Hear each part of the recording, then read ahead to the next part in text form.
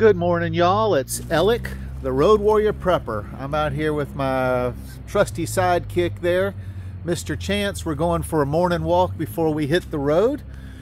We are headed up to Montana for the summer. We've got a place we work up there. You know, you got to work with the cost of everything. The reason I'm talking to you today is we had a situation occur yesterday that gave me great concern. So we had to go stock up for provisions for the road because most of our storage is inaccessible while we're on the road. He is just pulling me all over the place, getting all these fresh new smells. And so we went to a little mom and pop type grocery store here in Hurricane, Utah, which is where we're currently camped. And I left my cell phone at home. My wife Cindy, she had her cell phone with her, and we had done quite a bit of running around errands and that sort of stuff. And so we went to this grocery store spur of the moment because we were headed up to Walmart. But I don't know about y'all, but I try to, if I can shop local, I'll shop local and not in the big box stores like Walmart. And someone at the campground had told us that this place called Lynn's Grocery had really good meat. So we wanted to get some meat that didn't have all the chemicals and stuff. So it's all grass fed and all that stuff. No antibiotics. So anyway, we go in there. We spend $125. We do our shopping. Now, we did not talk going there that, hey, let's go to Lynn's grocery store. Nothing. I didn't have my cell phone with me, but my wife had her cell phone. So we do our grocery shopping and we come back, and the unload the groceries. We get back to the camper, unload the groceries and everything. And my wife opens up her cell phone, and all of a sudden she's got all these ads on her cell phone for Lynn's Grocery. Now, I talked to my brother-in-law who is into advertising and all that kind of stuff, and they said that a lot of these businesses have geofences, that if your cell phone comes within so many feet of the business, that it would get your IP address or whatever it's called, and would end up sending you ads. And so, okay, I understand that. That's I feel like an invasion of my privacy, but so that was concerning that our phone kept track of where we were. I thought I had the GPS stuff turned off, but that's not the end of the story. So on the way back, we are talking to a friend of ours. We've got a paddleboard that we are considering selling, and it's one of those inflatable ones. And so we're talking on the way back from the grocery store and last night in the living room of our camper about how much we think we can sell this paddleboard. Should we advertise it like on Facebook Marketplace or something like that? Well, I woke up this morning in my feed, I think it was on YouTube and on Facebook, for all these ads for iRocker paddleboards, which is the name brand that we have.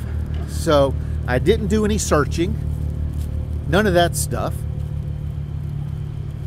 on, you know, Google. So the only way the phone could have known is if Google or Facebook or Meta or the government or whoever is actually using AI or whatever it's called, AI, or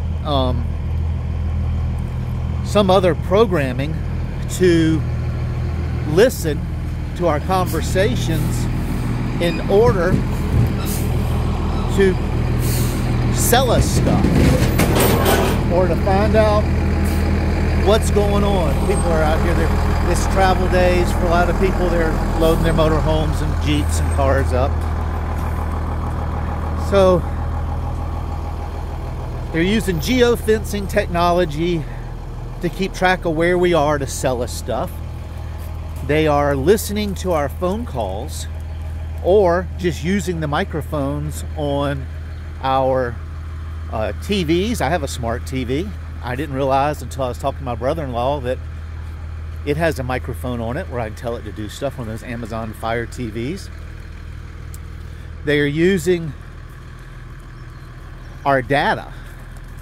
So basically, I say that they are stealing our data or stealing our information from us to sell us products.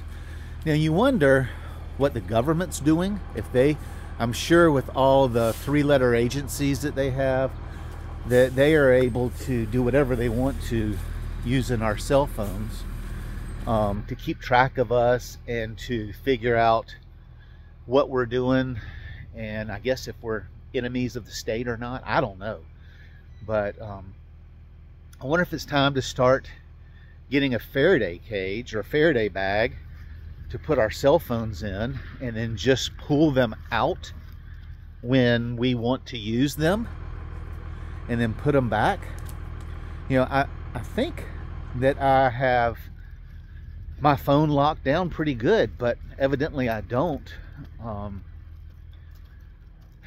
So I just don't know, but it's very concerning. So if there is a shtf situation and we're on the wrong side of the government narrative, are they going to be able to use the technology that we have become so used to using? It's become embedded as part of our life. I mean, for part of my income every year, I mean, I am a YouTube influencer. We have another channel that's a little bit, that's bigger than this channel for sure. This is a brand new channel that I've just been starting to mess with a little bit. We have a travel vlog. We live in our motorhome full time. It's called Sharing the Journey. That, you know, we make, you know, it's not huge, but we make money on that. My wife's got her own YouTube channel that she's working on. And so these devices are a huge part of our life now, and they're how some of us make a living. You know, we make a living mostly from state retirement check I get from South Carolina and from work camping. We work camp our way across the country, mostly with KOA. We're leaving Rockport, Texas. We're headed up to Montana for the summer with the company. And so, I mean, the devices I have to use, the only way to clock in and clock out at work is with the cell phone. And so we have to have a smart device. And to clock in and clock out at work, we have to have our GPS turned on so we can say we're within so many feet of the store at the campground where we're allowed to clock in at. So I'm forever turning GPSs on and off.